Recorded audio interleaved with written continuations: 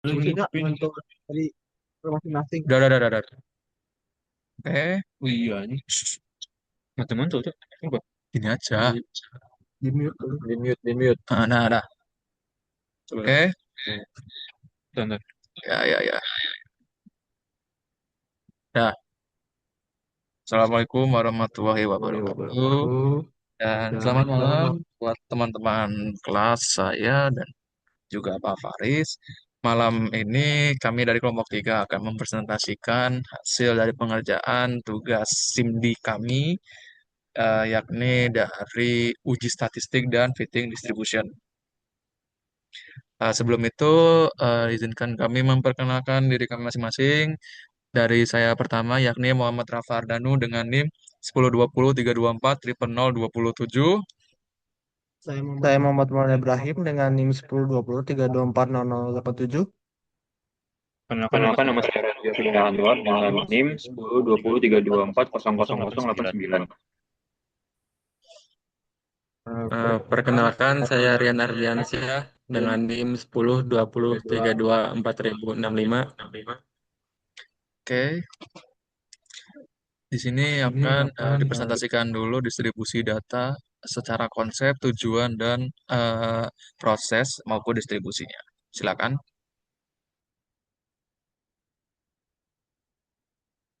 Oke, jadi yang pertama itu ada distribusi fitting distribution. Jadi sebelumnya itu fitting distribution itu apa? Jadi distribution itu adalah proses yang dimana menentukan distribusi probabilitas yang paling sesuai dengan data-data yang empiris. Tujuannya apa? Tujuannya itu buat mengetahui pola data yang normal, eksponensial, variable, dan lain-lain. Lalu yang kedua itu untuk mendukung analisis statistik lanjutan, simulasi, prediksi, dan inferensi. Secara umum, prosesnya itu dibagi dengan empat, yaitu yang pertama itu ditentukan kandidat distribusi, yang kedua itu estimasi parameter, yang ketiga itu uji kesesuaian atau goodness of fit, dan yang terakhir itu ada pilih distribusi yang terbaik. Distribusi yang biasa digunakan oleh fitting distribution itu ada normal, log normal, eksponensial, Waibula, dan gamma. Lalu untuk selanjutnya itu ada parameter estimation.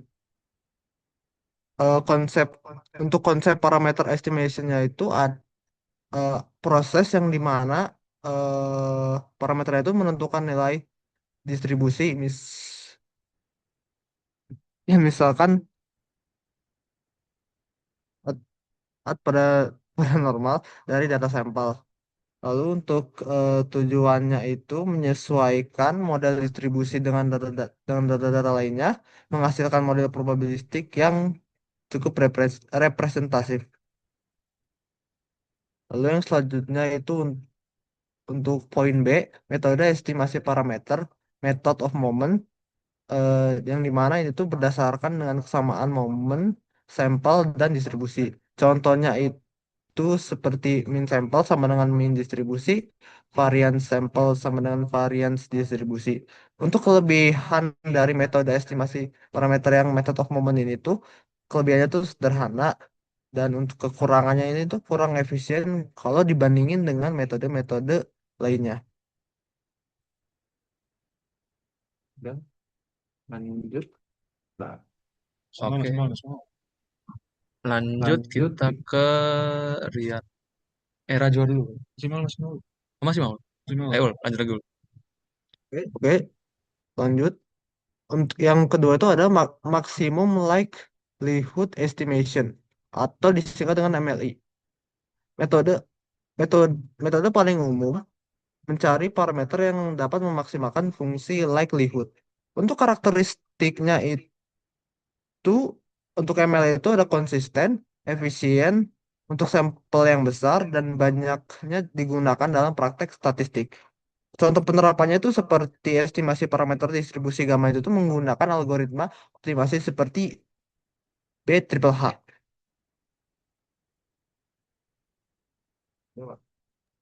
Oke, selanjutnya ada yang ketiga itu ada least squares estimation. LSE meminimalkan selisih antara data dan model. Selanjutnya sering digunakan untuk fitting berbasis grafik, yaitu CDF atau PDF. Yang keempat adalah Bayesian estimation, yaitu menggabungkan prior plus data. Selanjutnya digunakan jika ada informasi awal tentang parameter. Selanjutnya ada di goodness of fit test. Good of fit uji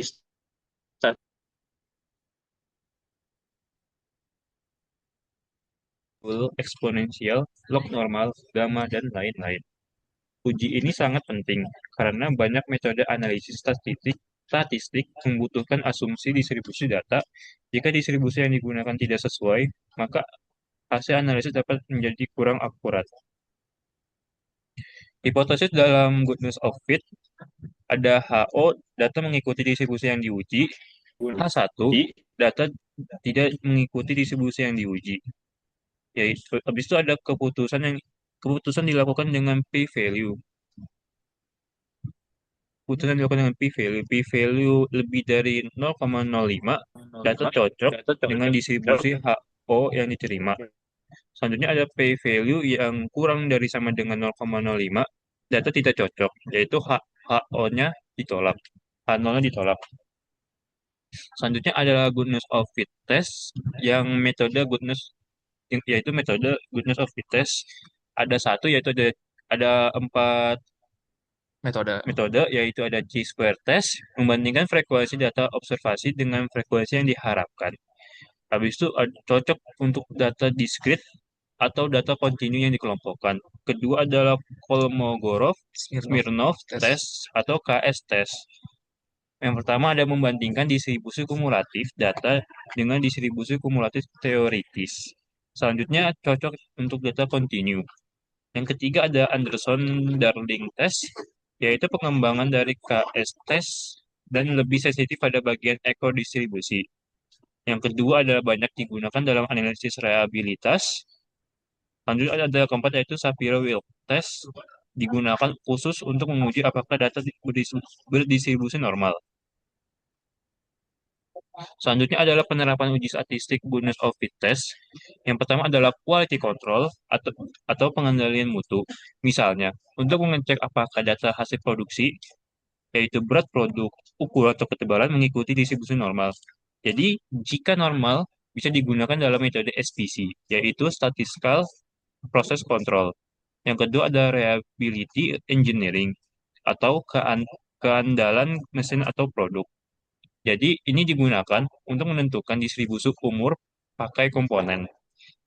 Jadi contohnya, jika umur mesin cocok Weibull digunakan untuk analisis kegagalan dan jadwal maintenance. Lanjut, Mas Rian.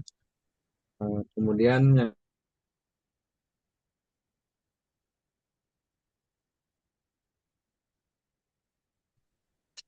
kemudian yang ketiga pada penerapan uji statistik goodness of fit test, yaitu tiga supply chain dan logistik. Digunakan untuk menentukan distribusi seperti permintaan barang atau demand, lead time pengiriman, waktu kedatangan barang, distribusi yang cocok, kemudian dipakai untuk simulasi persediaan. 4.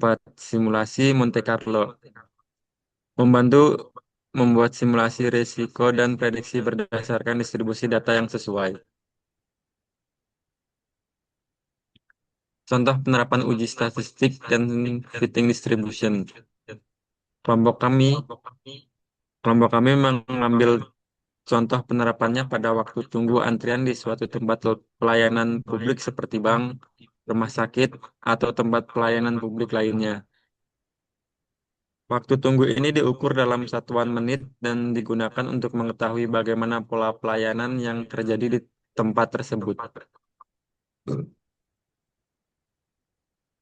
Contoh penerapan uji statistik dan fitting distribution itu seperti dari visualisasi ini, data waktu tunggu pelanggan menunjukkan variasi yang signifikan. dengan rata-rata 4 menit.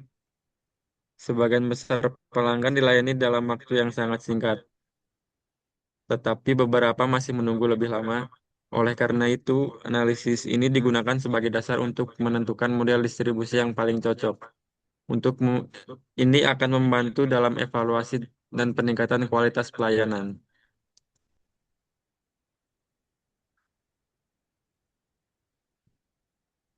Kemudian, hasil fitting distribusi menunjukkan bahwa waktu tunggu pelanggan di tempat pelayanan ini cenderung mengikuti distribusi normal. Ini menunjukkan bahwa waktu tunggu sebagian besar pelanggan rata-rata dengan sedikit variasi ke arah lebih cepat atau lebih lama. Model distribusi normal yang terpilih menunjukkan bahwa sistem pelayanan relatif stabil. Meskipun tung Meskipun waktu tunggu pelanggan masih berbeda-beda, sehingga pengelola dapat memprediksi waktu tunggu dan membuat rencana pelayanan yang lebih efektif. Oke, selanjutnya ini visualisasi dari Excel yang kita buat. Jadi di sini ada gambar. Ini menunjukkan dengan jelas bahwa distribusi normal paling cocok dengan waktu tunggu pelanggan. Kurva yang mengikuti histogram dan nilai SSE yang paling kecil dibandingkan distribusi lainnya menunjukkan hal ini. Oleh karena itu, distribusi normal dapat digunakan sebagai model untuk menunjukkan pola waktu tunggu pelanggan di tempat pelayanan. Di sini ada kurva, sabar. Di sini kurvanya ada eksponensial PDF. Di sini ada normal menunjukkan dari 0,1000 melewati di 0,2000 dan di histogramnya adalah kelas intervalnya. Nah, di sini ada perbandingan SSE menunjukkan bahwa normalnya itu lebih kecil daripada eksponensial yang di mana dia menunjukkan SSE-nya menunjukkan di angka 0,050 sekian. Oke, di sini hasil dari pengujian menggunakan Kolmogorov-Smirnov dapat digunakan untuk menunjukkan bahwa distribusi normal yang dipilih sebelumnya secara statistik sesuai dengan data waktu tunggu pelanggan. Hal ini memperkuat hasil analisis sebelumnya dari perhitungan error dan sisi visual. Oh ya, oleh karena itu, model distribusi normal dapat digunakan secara sah untuk menggambarkan pola waktu tunggu klien di tempat pelayanan tersebut. Jadi di sini prosedur uji KS itu menggunakan H0 H1 yang dimana H0 itu data mengikuti distribusi yang diuji baik itu normal atau eksponensial. H1 itu data tidak mengikuti distribusi yang diuji. Lalu di sini ada juga statistik uji, kita menggunakan rumus D sama dengan max fnx kurang fx, di mana fnx itu adalah CDF yang menggunakan teori empiris, sementara fx itu adalah yang teoritis. Oke, di sini ada lagi visual dari hasil uji menggunakan Kolmogorov dan Smirnov, yang dimana itu menunjukkan perbandingan dari CDF empiris dan teoritis. Dengan membandingkan CDF empiris yang berwarna hitam dan CDF normal yang menggunakan warna hijau, uji Kolmogorov-Smirnov di sini kita menggunakan K-nya sama dengan 3 pada data waktu tunggu antrian ditunjukkan pada grafik ini. Karena karena kedua kurva cukup berdekatan, dapat disimpulkan bahwa waktu tunggu antrian cenderung mengikuti distribusi normal. Meskipun tetap harus dibandingkan dengan D kritis untuk keputusan akhir, D hitung adalah jarak terbesar antara keduanya.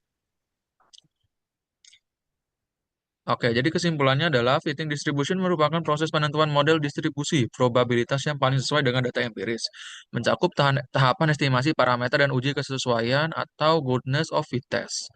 Berdasarkan studi kasus waktu tunggu antrian di tempat pelayanan publik, analisis terhadap 25 data observasi menunjukkan bahwa distribusi normal dengan model terbaik dengan nilai SSE terkecil sebesar 0,007061 yang turut diperkuat oleh uji Kolmogorov-Smirnov melalui kedekatan antara CDF empiris dan CDF teoritis. Dengan demikian, model distribusi normal dapat digunakan sebagai representasi pola waktu tunggu pelanggan sekaligus menjadi dasar bagi pengelola dalam memprediksi dan meningkatkan kualitas pelayanan secara lebih efektif. Oke, sekian dan terima kasih telah melihat dan menonton presentasi dari kelompok kami, yaitu kelompok 3. Apabila kami ada kesalahan kata, kesalahan informasi, maupun kesalahan pengerjaan soal, kami meminta maaf. Wassalamualaikum warahmatullahi wabarakatuh dan selamat malam.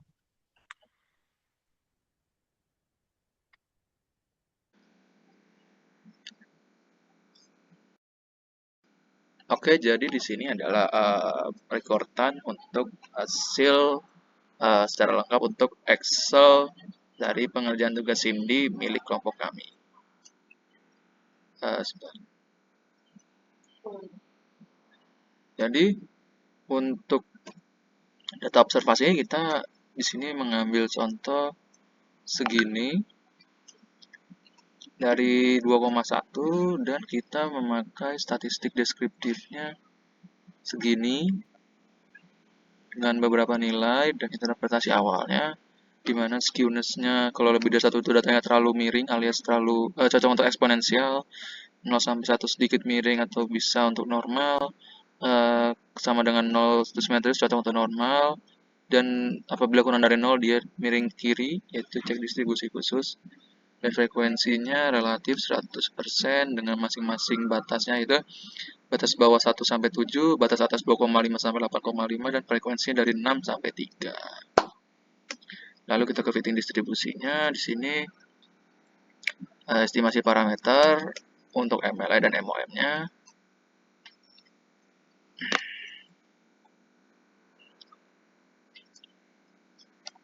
Itu memiliki nilai segini 2,25,0, mu-nya atau sigmanya segini 2,043, lambdanya 0,04, shape-nya 4,33, scale di gamma 0,98, log norm-nya 2,01 dan 0. Dan kita dapat tesnya di sini SSE-nya untuk batas bawah batas atasnya itu 1 sampai 2,5 di angka 6, 0,16, 0,09, 0,3. Sini 2,5 sampai 4. Nggak jauh beda ya. Di sini ringkasannya, jadi untuk yang terbaik di sini distribusinya normalnya itu 0,007 di ranking pertama, eksponensialnya 0,055, dan log normal 0,09. Nah ini tadi visualisasinya. Dan yang terakhir, uji KS itu prosedurnya harus ada H0, H1. Di sini adalah jadwal berhitungannya yang tadi kita pakai adalah distribusi normal karena memiliki nilai yang paling terbaik. Jadi untuk hari hasilnya setelah kita hitung untuk normalnya dia ada di angka 0,09, eksponensial 0,72, N-nya 25, D kritisnya di 0,07, dengan keputusan normalnya itu gagal tolak H0 karena data yang normal, dan keputusan eksponensial tolak H0 karena data tidak eksponen. Nah ini, itu visualnya. Terima kasih telah menonton. Enjoy!